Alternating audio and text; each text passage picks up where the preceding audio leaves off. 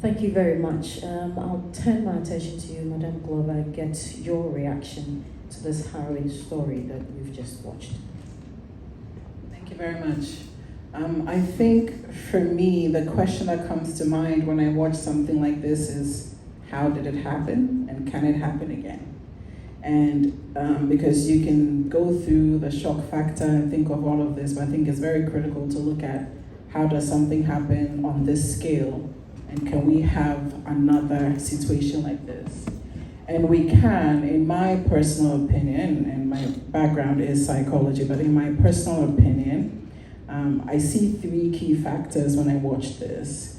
The victim factor, the perpetrator, and then society. So from the victim factor, the theme throughout all of this, and it can happen to anybody in this room, is the level of vulnerability, the level of emptiness, the level of seeking a home, seeking a community, seeking validation, seeking to belong. It's such a powerful influence on people. We really want someone to see us, someone to give us purpose, to give us direction, to make us feel like there's something higher than us that we're striving for.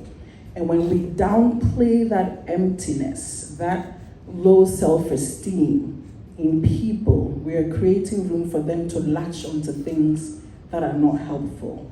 And we might think it's something that happens to people who maybe have an issue, they're depressed, but it can happen to anyone because everyone wants to feel a part of something. And then the second factor I see, which is a big deal here, is the perpetrator. And we might think someone like TB Joshua or men like that, we can't be like that. But to be quite honest, there is an attraction in control. We all, in our homes or schools or work, want to be able to say A and no one responds.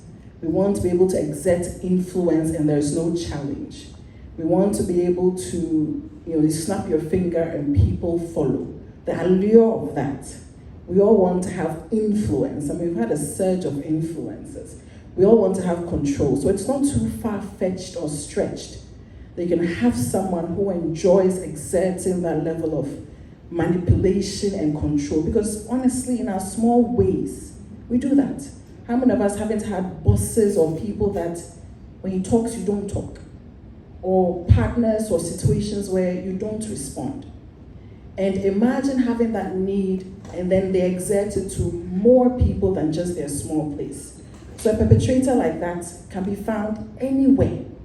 And with the right motivation and resources, it can become like that.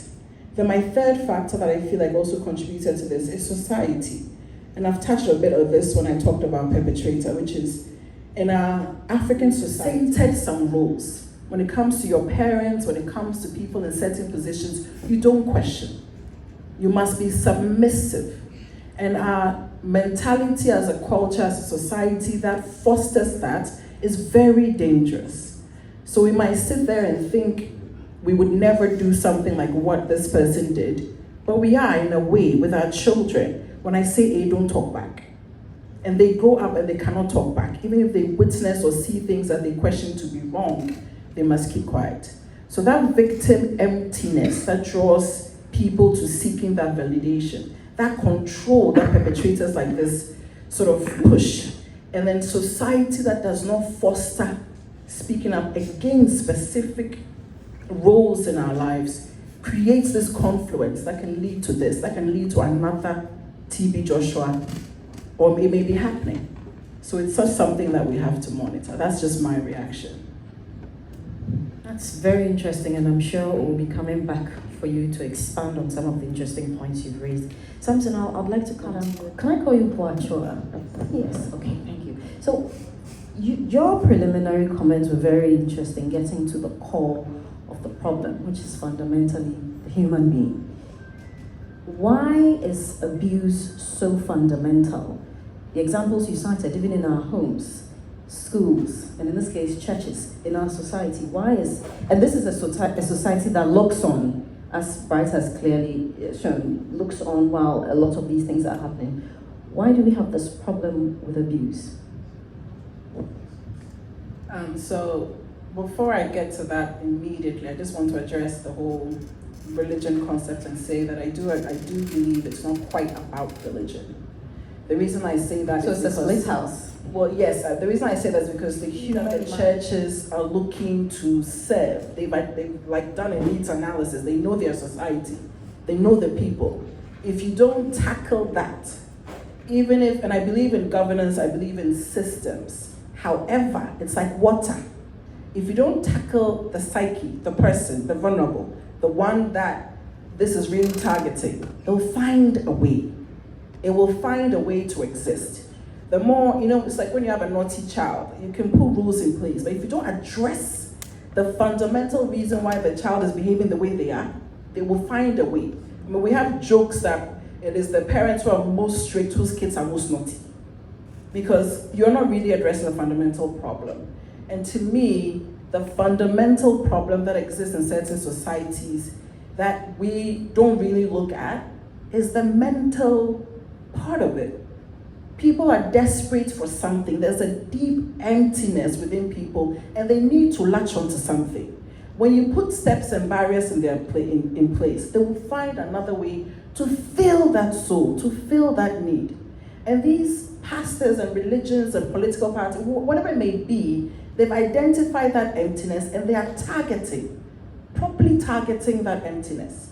So if we don't, almost like, right now everybody wants to go on a walk, go jogging, be physically healthy, but we're missing the engine. In most conversations, we're missing the engine. What are we doing to foster that engine? What are we doing to create a society where a 5-year-old can question, well, I don't think this is right. What are we doing where in our schools? Do we talk about mental health in our schools? No, we have PE. Do we have ME? We don't. We're not teaching anybody about the way you are feeling. And I was talking to a therapist once, and he made a comment about a depressed kid. I'm like, kids get depressed? He was like, yes. But we're not looking at that. If you watch the video, it's 17-year-olds, it's 16-year-olds. They are looking for something. And it's something that is either trauma from childhood or an emptiness that has not been filled. So in my honest opinion, what religion has done is to fill that. And if you don't let people know that they can take decisions for themselves, they can speak up, they can be their own persons, it's safe to do so, they can understand these feelings they're going through, the emptiness, they can understand the need for validation. People want validation all the time. They want to know that they are something, they've done good, you like them, you respect them. They want to know that they have a home and a place. If we as a society don't address that, no matter what we do, we are creating a group of people who are lost and wash our society to understand mental health, to understand the mind. It's the engine that drives the decision they make to go and vote a certain way or to go and do this. Even in the US, politicians have people on deck to study behavior. Even jury selection, they have behavior specialists. They don't just pick a jury. They watch mannerisms, they check background. So to me, a lot of our mitigations and solutions and actions are missing the engine. Why are you going to have, where does having a mega church and it's millions of people coming from? Desperation. Put controls in place, a million people will go somewhere else. But on the subject of abuse, I think the other thing that's happening with abuse, and let me just use Ghana, maybe my organization. We have organizations to try and protect economic resources, to try and protect financial resources. We have FIC, YOKO, OSB about corruption. How much of our time, budget, institutions, and effort is there to protect the human resource, to protect those who are victims of abuse? How much, if we do a study and look at, we'll put in laws and rules about corruption. We'll put in laws and rules about how something should happen and about criminal offenses and all of that. But how much of an effort really goes into someone has raped his own wife or his own daughter or this or that? Are we aligning in such a manner that we're making it a priority? Or all we are about is let's protect the national coffers. That's all you sort of hear. But what are we referring to as the national coffer? Is it the money or the people? Because if you don't not switch entirely, but also look at the national coffers as being the people, you will, I think, as a society, will continue to miss something.